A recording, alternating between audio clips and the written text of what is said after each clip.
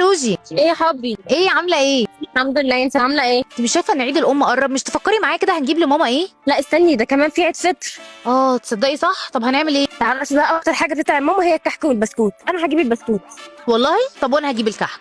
طيب يلا. مش عادي.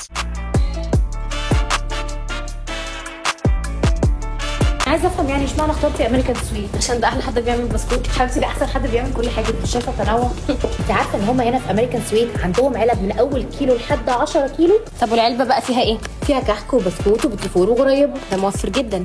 اديني بقى يا ستي جبت لك اكبر علبه كحك وبسكوت موجوده في المكان، فيها كل حاجه انت عايزاها ومن 8 ل 10 كيلو. وانا ينفع بقى اشكل العلبه على مزاجي؟ ايوه طبعا، هنا في امريكان سويت تقدري تختاري اللي انت عايزاه، وفي العلبه دي انا اخترت كل اللي ماما بتحبه. تعالي اوريك. يعني هنا مثلا العلبه دي انا اخترت فيها بسكوت نشادر وبسكوت برتقال. ايه ده؟ الله، ده منين؟ شفتي الساده واللي بعجوه، وكمان عندهم السابليه العادي واللوكس. طب والكحك ايه بقى؟